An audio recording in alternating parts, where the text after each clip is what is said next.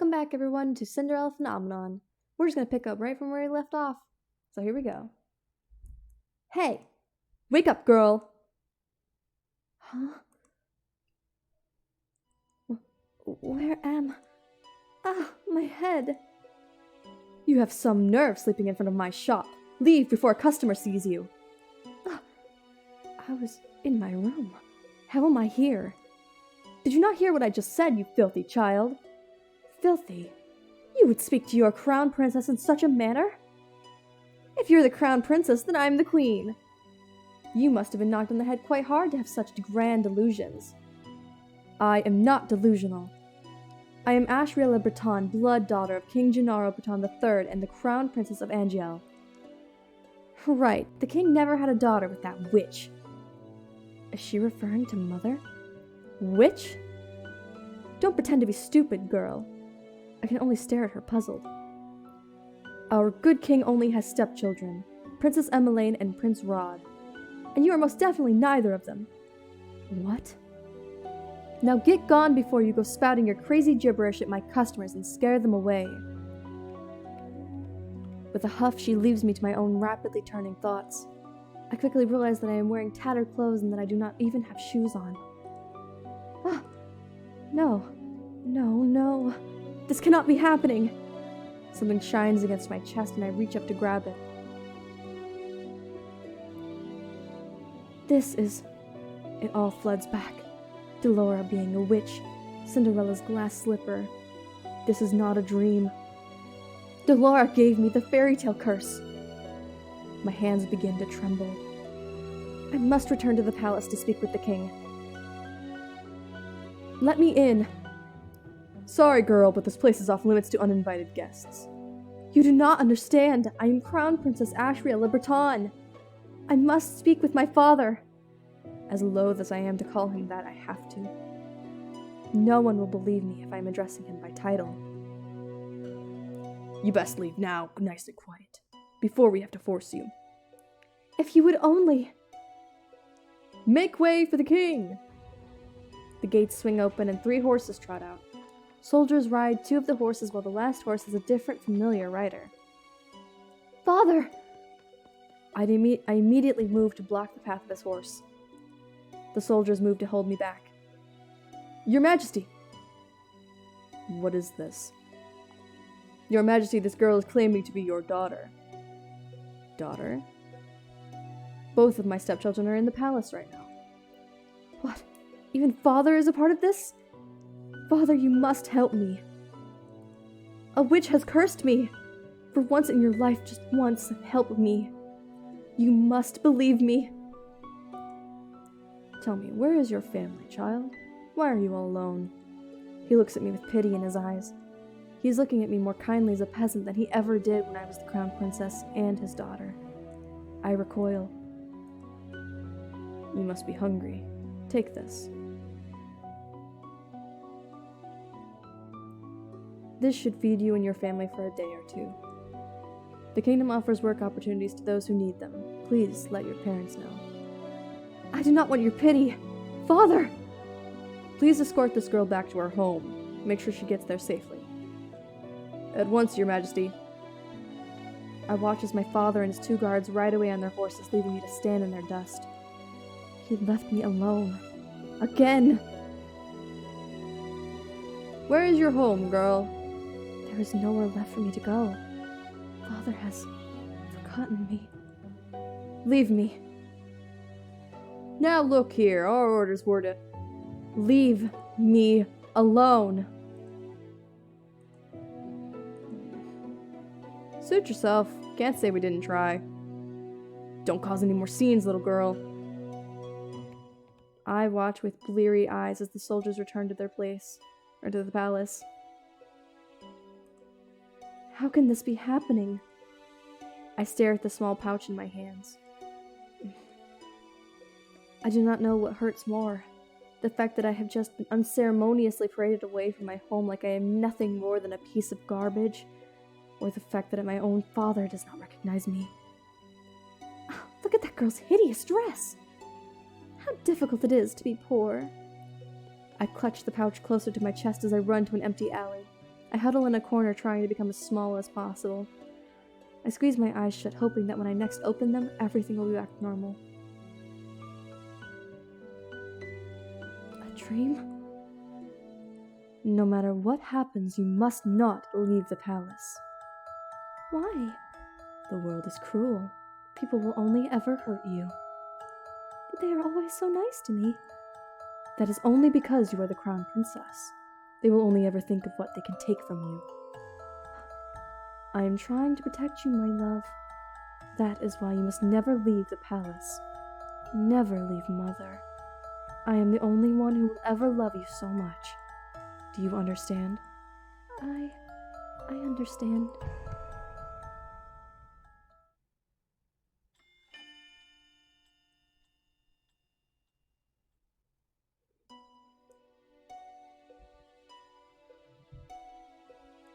When I open my eyes, I am still in the streets.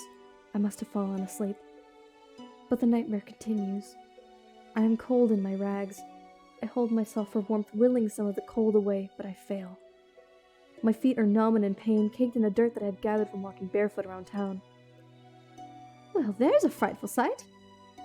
That girl probably thought she could try her luck with the nobility that live around here. Ugh, just look at how ragged she looks. What are you looking at? At two women that lack the basic manners of a noble upbringing. Silence, girl! Do you know who you're talking to? No, and I don't care. Ah, what nerve! Let's just go. There's no reason to stoop to a commoner's level. I will remember you. And once I break this curse, I will make you regret your words. I become acutely aware of the fact that I have not eaten anything for almost a day. I have been sitting here thinking on the new mess that is my life. But moping around will not break my curse. Crying will not help either. I should find that witch first, but how? I have no idea where she is. Delora, I swear I will make you regret doing this to me. When I find you, I will find food first. Is this all the king thinks I am worth? Leave, girl. A dirty peasant like you has no place in this restaurant. But why? I can pay. Find another place. You're scaring away my customers. Am I not a customer? Shoo, there's nothing for you here. He just swatted me away like a fly. The nerve! Sensing that this will get me nowhere, I ball my hands into fists and walk away. I get the same treatment at the next 3 restaurants I try. I am treated as something less than dirt, like my money has no real value. I am the crown princess. They have no right to turn me away like this. I have been eating stale bread, anything to keep the hunger at bay. The bread barely helps. Out of the corner of my eye, I notice a small bakery. There are croissants on display that make my mouth water. Slowly, I begin to make my way over them. Ow! My feet ache with every step. They look and feel even worse than before. If only I had enough coins for a pair of shoes. But food is more important. If the rags that I am wearing and the pouch of money are all that I have, then I need to prioritize. And I will die before I beg. 2 croissants. You'll need to pay, girl. There are no free handouts here. I take a coin from my pouch and hand it to her. This should be more than enough. The shop owner stares at the coin before reluctantly taking it. She hands me 2 croissants in a paper bag. I will not ask where you got those coins. Are you implying that I stole them? How else would a beggar like you get that amount of coin? Now be off with you, child. I won't have you scaring away any other customers. Without another word, I turn and start to walk away from the woman. So this is the goodness of the people of Angel. I take a bite out of one of the croissants, cringing a little at the dryness. Hey, girl. What now? We saw you at that shop. Want to share how you got your coins there? Excuse me. Look at her, brushing us off like she's royalty or something. Let me go. You ain't no better than us. Now be a good girl and hand over that pouch. The man on my left grabs at my pouch and attempts to yank it away from me. I will not let these brutes take anything from me. I elbow the man in the stomach, then aim a kick at the other man's shin. I have an opening and I take it. I pull myself free and begin to run as fast as I can. Hey! Where do I go? I am not familiar with the streets at all. It's highly likely that I'm just going to hit a dead end. Where should I go? Let's go left.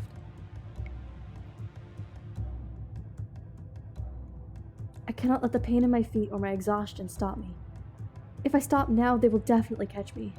And taking my coins might not be the worst thing they do. A dead end. Nowhere left to run now, girl. What do I do? Oh, who are you, gentlemen? This is definitely not how you treat a lady. Huh? Who's there? A shadow looms above us. Before I can blink, a person has jumped down in front of me. His body acts as a barrier between the two men and me.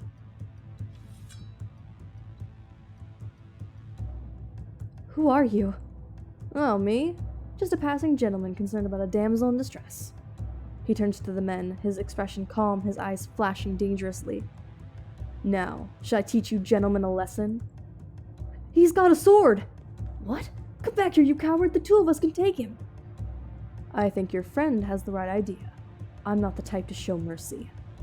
Ugh! This is way too much trouble for a little gold. Are you all right, my lady? You found her! The boy from yesterday? A little slow, aren't you, kid? Don't call me that. These two know each other?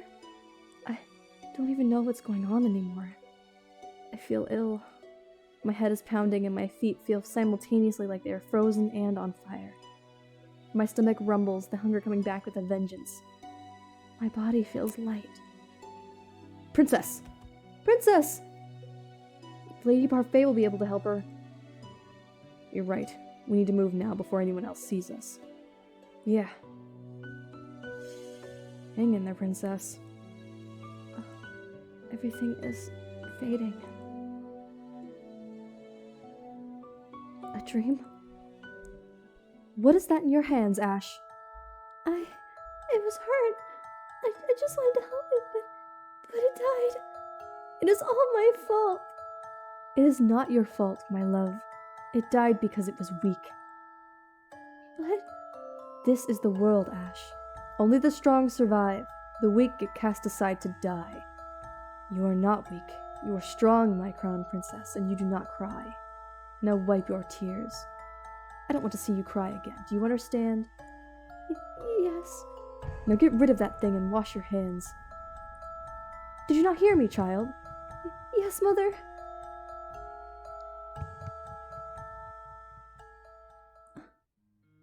Oh, you're awake. Where am I? This isn't my room. Ugh. My hand flies to my chest where the little glass slipper hangs from my neck. Still here. Are you okay, miss? This girl is the maid that tore Dolores' dress. The one I fired for her clumsiness. Miss? To think that I would meet her again here like this.